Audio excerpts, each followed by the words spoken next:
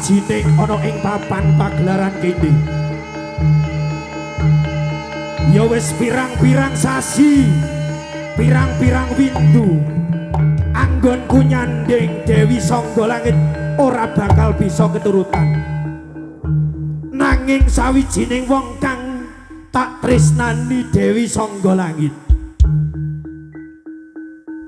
ya mung aku kang bisa bakal nyanding Dewi Songgolangit.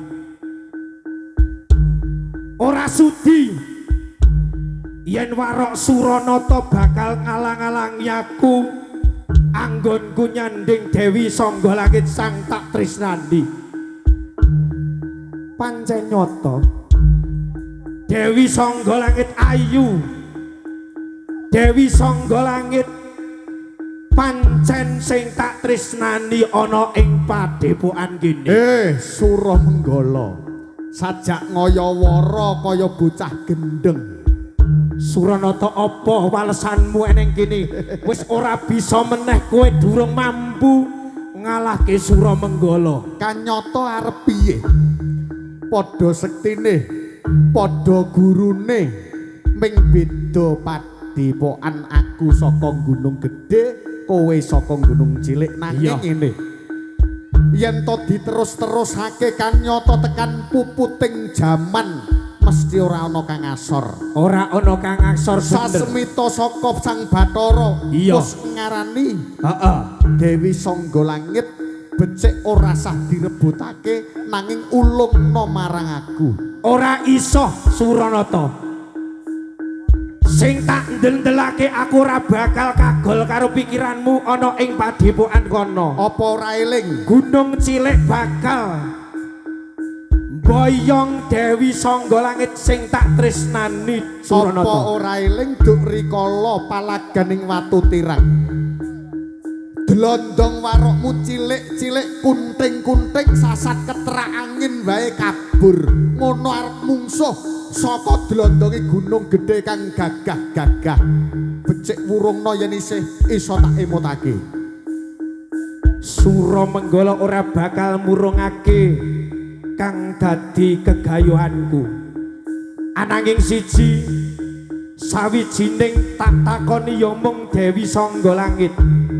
Gelem apa ora bakal tak sanding wana ing padepokan kene. Ya mung kene Dewi Songgolangit. Yo. Becik ditakoni karepe kepiye? Aku apa kowe kang bakal nyanding? Kosek aja do tukar patu. Sing bakal tak pilih dadi bojoku ya iku sing iso ngunekke cemeti iki pecut iki. Sing iso ngunekke. Iki saka Warok Kang Suranata. bisa nyangga pecut samandiman. Iya. Kuwi kang unggul. Sing dadi bojoku. Ya. Iki saka sapa? Warok Suranata. Becik Suramenggala.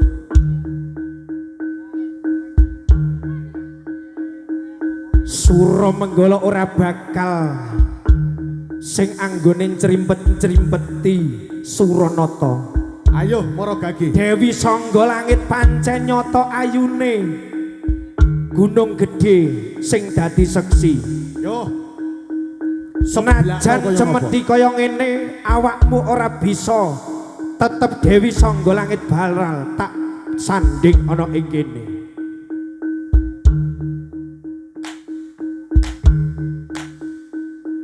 Kurang gedhe meneh. Kaya dene kowe bocah cilik. Kowe aja ngguyu sik. Aja kaya mengkono.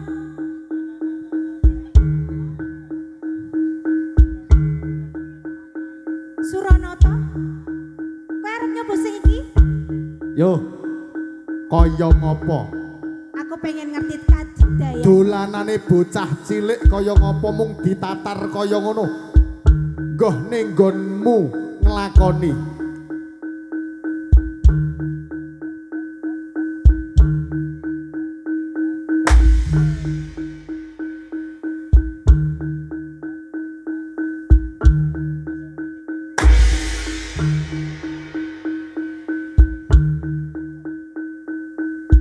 Cukup. Suramenggala. Yen mung mungsuh kowe parandene aku yen mung nyeblakake kaya ngono iso nanging apa gunane? Aku dlondong gedhe, aku gurune dlondong warok yen to nandangi kaya ngono eman-eman regeting tanganku. Ya, mungsuhmu duaku. Najan kowe ndek siswa-siswamu buktekno ana ing endi? Dlondonge Suranata. Maragake dlondonge Suranata. Wah, Sing tak deloki ana ing kene. yo. Aja babar wirang.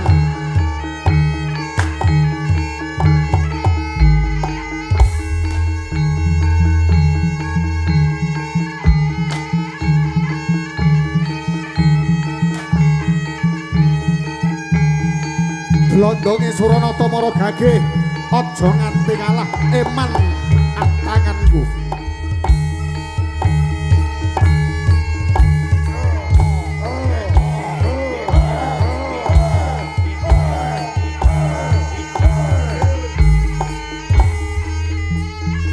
Waspadakno Suramenggala. Tak deloki ana ing kene. Najan siswamu kowe ora bakal bisa gawa cemeti kang bisa bedhake angkasa unine paribasadi.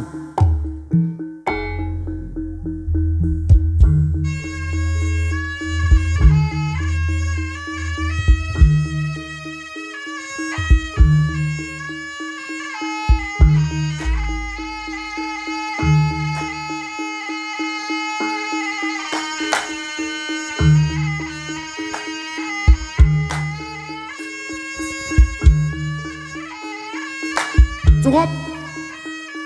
Suramenggala. Iki mung sawijining dlondonge saka Gunung Gedhe. Bakal pengen ngerti kaya apa kridane saka Gunung Gedhe. Aja Kridane ndi? pun aja kaget. Dlondonge Suranata. Apa ya wis siaga napa dereng? Sampun. Dlondonge Gunung Gedhe. Siaga napa dereng? Waspadakno cancut budal.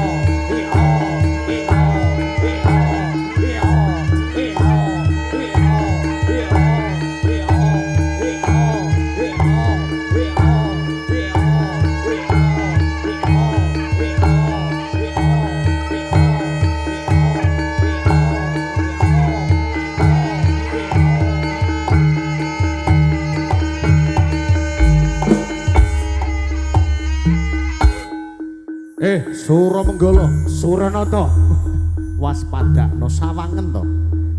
Meleka sawangen.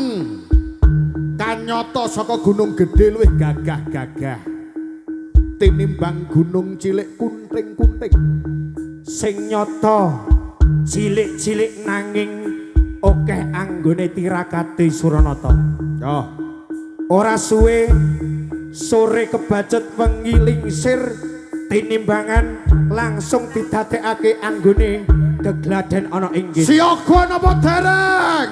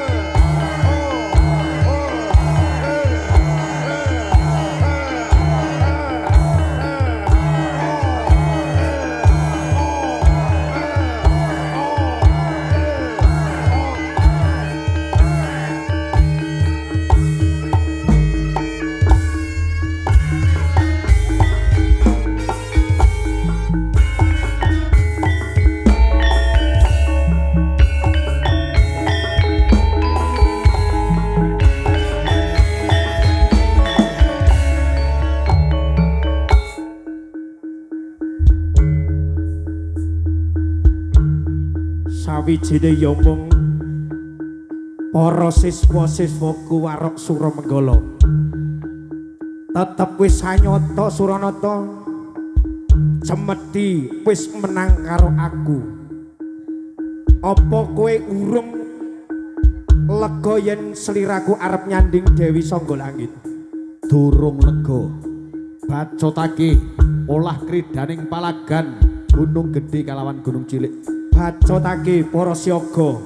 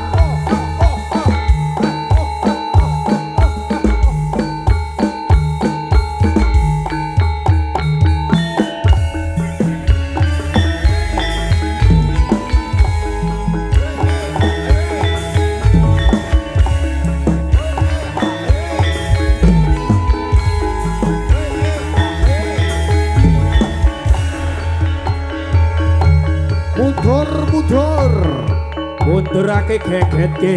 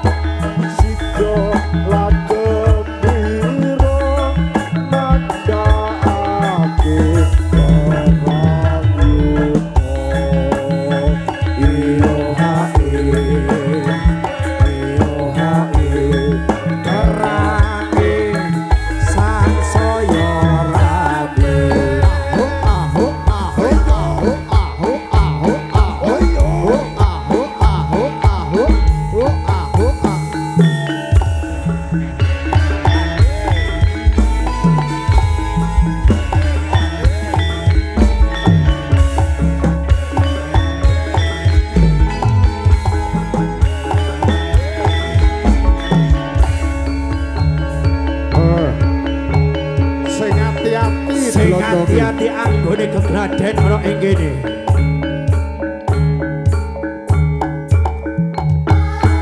Zaman wis akhir, zaman wis akhir, dumine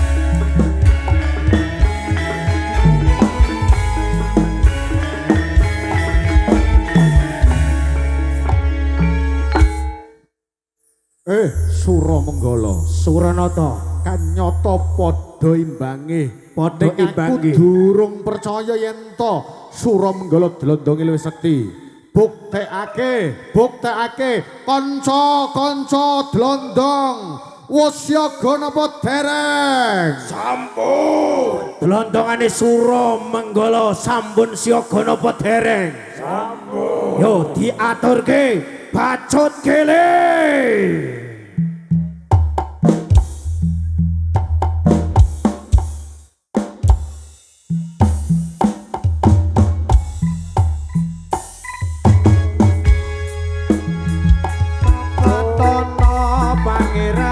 Suti Laksmaya Allah Allah ya Allah Babatono Pangeran Suti Laksmaya Allah Allah ya Allah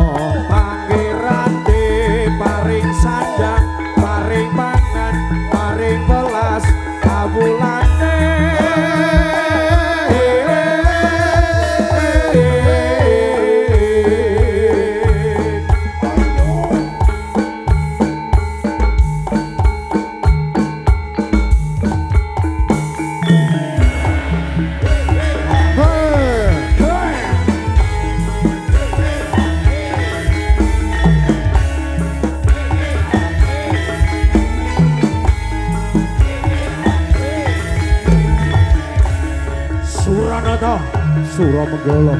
Wis wancine lingsir bajut wengi. Kaya-kaya dibulan Tan anggone ana ing padepokan kene. Sawijine para siswa-siswaku dienteki gedhe ndase.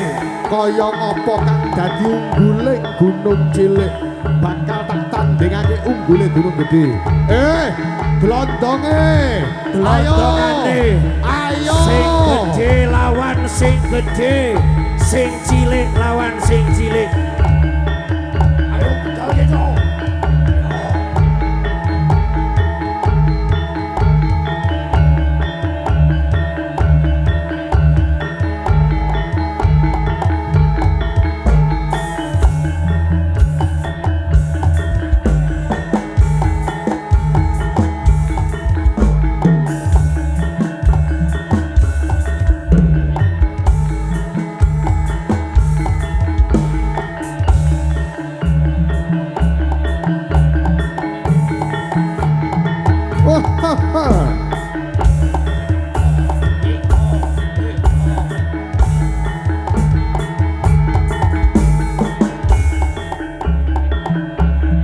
Suranata.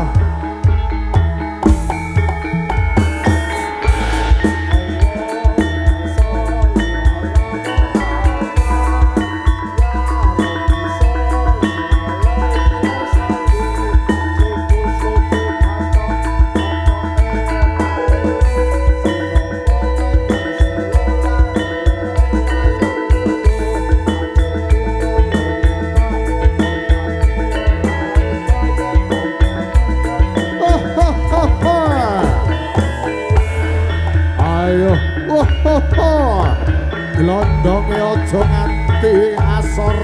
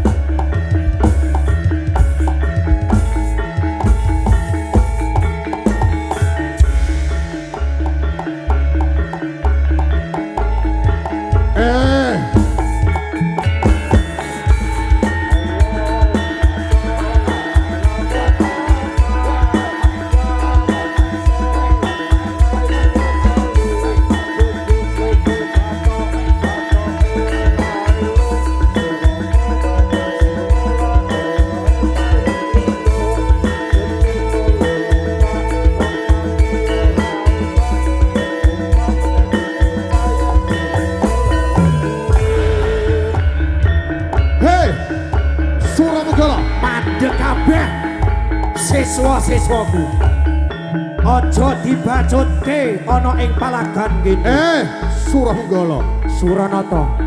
nyata isih padha gurune padha sektine. Ya, Sawijine ana ing padepokan kene ora iso ana menange. ngenteni petung kang becik aku kalawan kowe kang bakal tanding. Aku apa kowe? Aku isih nunggu kowe. Tak enteni palagan sapuran wewengkon Wanasaba.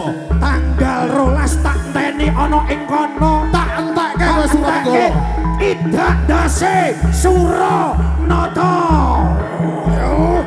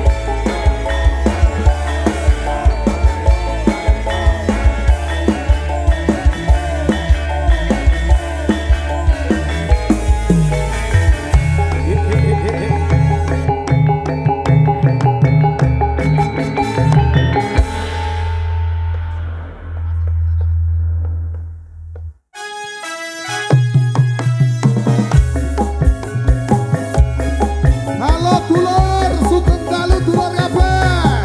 Hei, oh ah oh, oh ah oh.